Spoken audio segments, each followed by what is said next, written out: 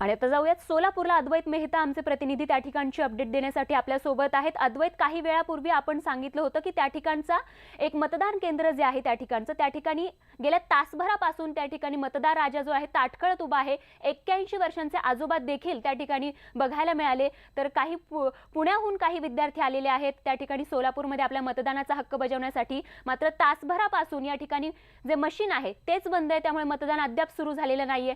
काय या क्षणाची अपडेट? मतदान सुरू झाले का? स्वाती, या क्षणाची अपडेट बातमी दाखवली आपण. लोकांची इच्छा होती की तुम्ही बघा, आणि तासभर झालं ते ताटकळत आहे आणि त्यानंतर आता हे मतदान अखेर सुरू झाले. निश्वास सोडलेला आहे. ही लाईन लागलेली, अर्थात ही लाईन जी आहे ती यासाठी आहे की हे मतदार खूप लवकर आले होते. पण उत्साह आहे. एक चांगलं बघायला मिळालं की मशीन बंद आहे म्हणून कुणी घरी नाही गेलं. 81 वर्षाचे आजोबा म्हटले की मी मतदान करूनच जाणार. सिद्धेश्वर एक्सप्रेसनी एक खास तरुण आला, पुण्यावरून एक तरुणी आली जे मूळचे सोलापूरचे आहेत, आणि इतका उत्साह जो आहे तो बघायला मिळतोय. आणि अखेरीस मतदान जे आहे ते सुरू झालेलं आहे आणि लोकांमध्ये उत्साह बघायला मिळतोय. कारण तरुण आहेत, ज्येष्ठ नागरिक आहेत, अगदी लहान मुलांना घेऊन सुद्धा येतात. आपण संवाद साधूया त्यांच्याशी. काय सांगाल, उत्साह आहे मतदानासाठी? नेहमी करता मतदान? नेहमी करता मतदान. किती वाजता? आम्ही आता अर्धा तास झाला.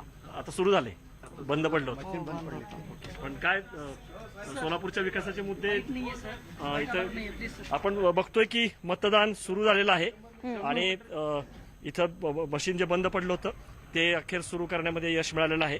त्यामुळं साधारणतः 1 तास जरी वाया गेला असला, काही नागरिकांचं म्हणणं आहे की हा 1 तास वाढवून द्यावा. आपण विचारत प्रशासनाला, खास करून या केंद्रावरती असं होणार आहे का. पण आता स्वाती मतदान सुरू झालेलं आहे आणि आपण जर बघितलं तर ज्येष्ठ नागरिक असतील, तरुण असतील, या सगळ्यांचा उत्साह जो आहे तो इथं बघायला मिळतोय. सुरक्षा व्यवस्था देखील चोख आहे.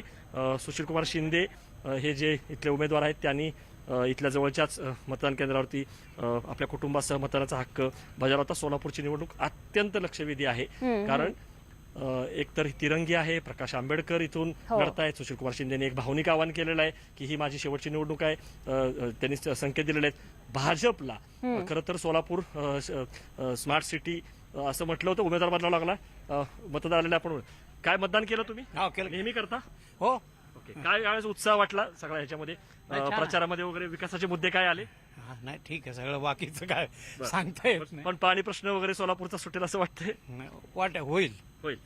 दाखवा तुम्ही. हे कितवी वेळ आहे तुमची? ही किती वर्ष करताय मतदान? आता 68 वय. आणि प्रत्येक वेळी करता मतदान? प्रत्येक वेळ करतो. म्हणजे या काकांनी देखील मतदान केलेलं आहे आणि बोटावरची शाही दाखवण्यात उत्साह वाटतो लोकांना. स्वाती, बघितलं तर अक्षरशः लहान मुलांना देखील घेऊन काही जे हे आहेत मतदार ते येत आहेत, आणि मुलं सुद्धा आपल्या पालकांचं जे हे वोटिंग कार्ड आहे ते हातात घेऊन दाखवत आहेत. त्यामुळं उत्साह जो आहे तो बघायला मिळतो. सोलापूरला गेल्या वेळेस 53% एवढं मतदान झालं होतं. इथल्या याचं वैशिष्ट्य आहे की मराठवाड्याप्रमाणे विदर्भाप्रमाणे उन्हाचा कडाका भयंकर आहे. प्रचंड ऊन असतं सोलापूरला, परंतु लोक यावेळेस उत्साहाने बाहेर पडतात असं चित्र सकाळी तरी आहे. आणि मी जसं मगाशी म्हणालो की विकासावरून कुठंतरी जातीच्या समीकरणावरती ही सोलापूरची निवडणूक जी आहे ती गेलेली आहे. अर्थात सुशीलकुमार शिंदे हे बाजी मारणार का सिद्धेश्वर स्वामी भाजपचे जो उमेदवार बदलावा लागला ते लिंगायत मतांवरती त्यांचं सगळी नजर आहे, का प्रकाश आंबेडकर हे जायंट किलर ठरणार, हे ठरवणारी ही निवडणूक आहे. त्यामुळं पश्चिम महाराष्ट्रामध्ये आज या टप्प्यामध्ये फक्त याच ठिकाणी ही निवडणूक होते. पण जसं म्हटलं की सोलापूरचा पाणी प्रश्न असेल, आजही पाणी आलेलं नाही बऱ्याच ठिकाणी.